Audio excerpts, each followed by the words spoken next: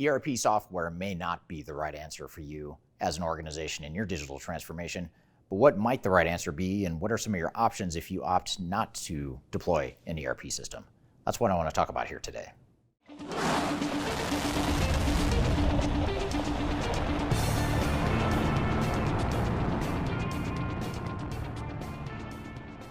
My name is Eric Kimberling. I'm the CEO of Third Stage Consulting. We're an independent consulting firm that helps clients throughout the world reach their third stage of digital transformation success.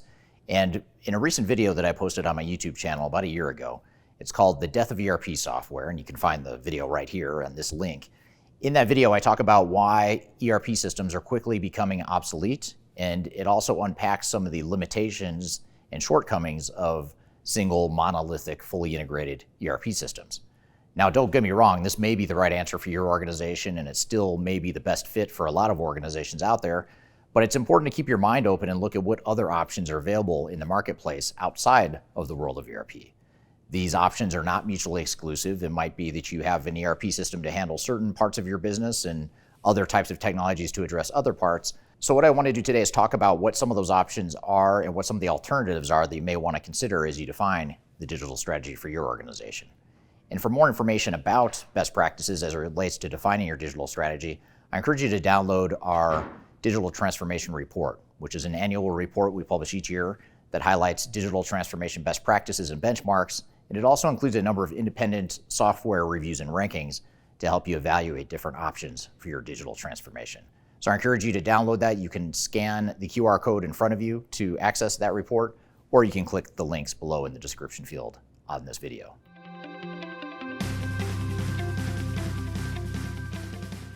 One of the most viable and most mature options or alternatives to traditional ERP systems are going to be best-of-breed solutions. And best-of-breed solutions are niche solutions that focus on one piece of functionality, or in some cases, they focus on one industry.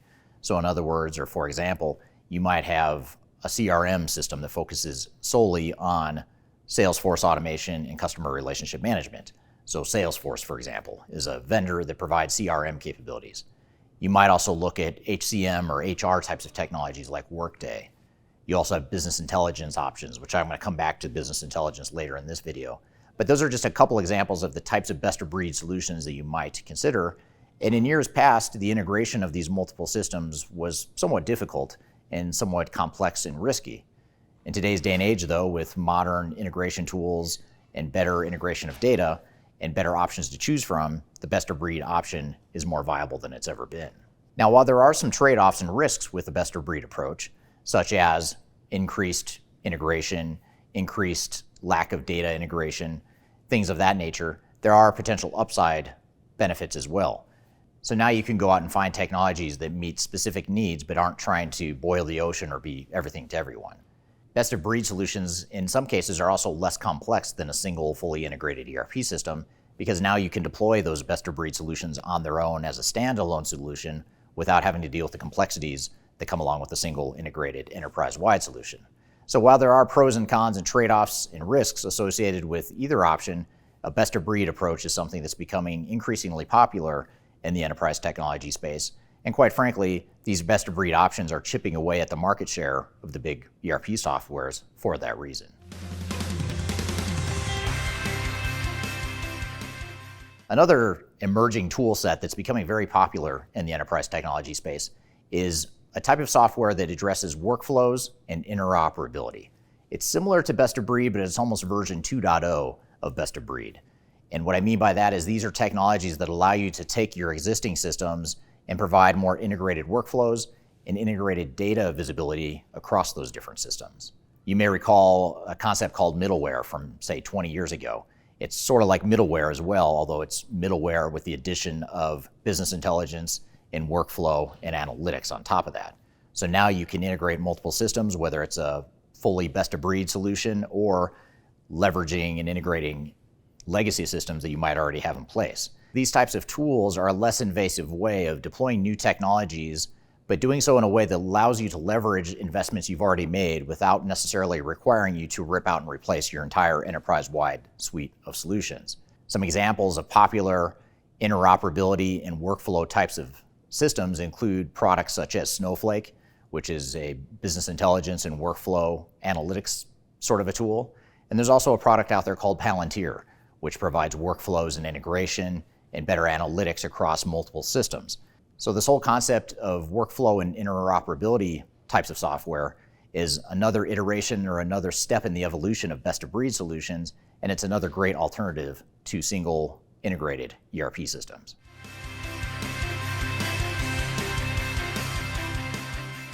Another concept that's gaining a lot of steam in the digital transformation space is to deploy not just software applications, but software platforms. And software platforms are a little bit different because they're less focused on the application themselves and more focused on creating a platform that can be used to leverage multiple types of technologies using the same platform. To give you an example, I mentioned Salesforce earlier in this video as a CRM solution. Well, Salesforce does provide CRM applications, but Salesforce also provides a platform for you to build other third-party applications as well. More specifically, Salesforce has a product or a platform called Force, and that Force platform allows third-party developers to use the Force or the Salesforce platform to write code and create systems and applications that do different types of things that the core Salesforce product cannot do.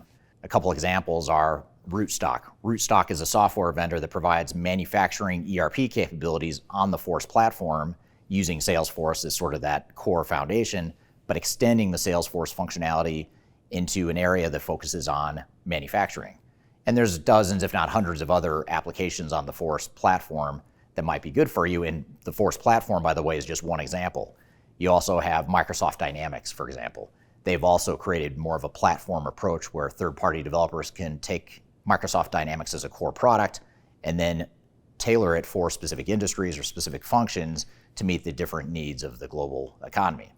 So one thing that organizations are starting to do in their digital strategies is to focus less on these applications and more on building a platform that gives them more flexibility, especially if you have competent and robust IT types on staff that can help create those third-party solutions.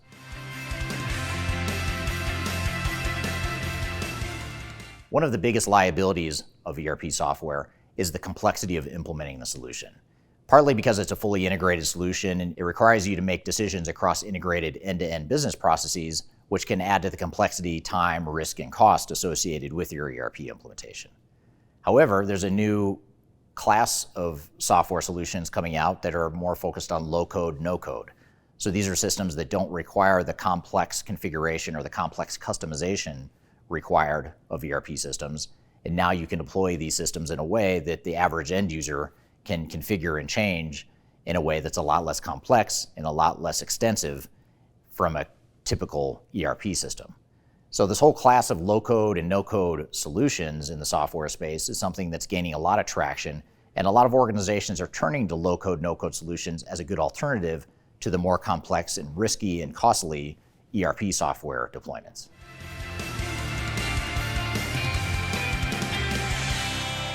Finally, artificial intelligence is creating a whole new class of technology, and it's extending the capabilities of digital transformations in ways that were unimaginable not too long ago. Now, artificial intelligence is great because what it allows you to do is leverage the data and the technologies you already have. So if you're like most organizations and you've been accumulating data and transactional information and master data over the last however many years or decades, chances are pretty high that you've accumulated this information and data, but you haven't figured out how to make use or sense of it fully. You might be using business intelligence or reporting tools to help look at transactional history or to summarize historic performance, but artificial intelligence takes that another step further now and allows you to have new meaning and insights that you might not have had in the past. And by the way, you can use artificial tools that allows you to maximize your use of data without necessarily having to put in the most modern or the most current ERP enterprise-wide system.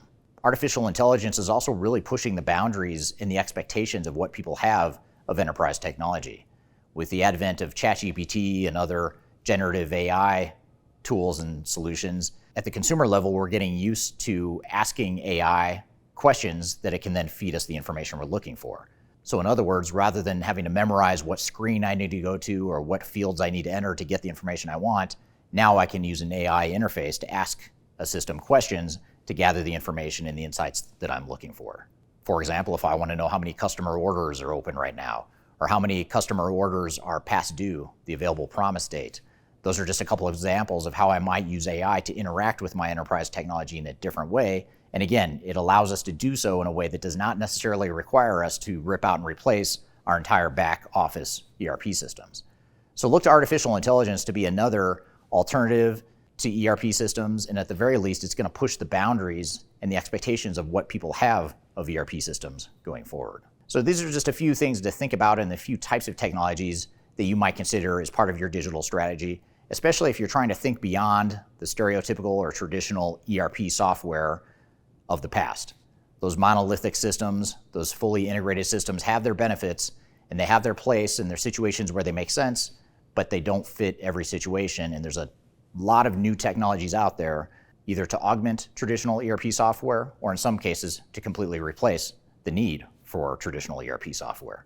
But whatever the case may be, it's important that you look at these options objectively and look at the pros and cons, the trade-offs, the risks, and the overall business case and ROI of these different solutions so that you can find the solution that best meets your business needs and requirements.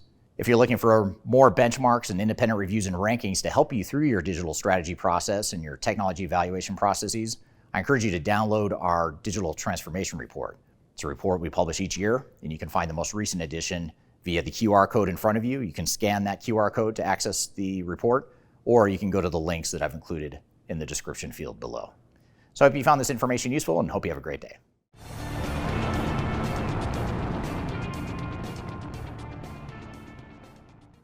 Oh, you had to be more specific than dad jokes. Everything, that's all I've got are dad jokes. So, so now is that they're fully integrated. Yeah, never mind, that's not.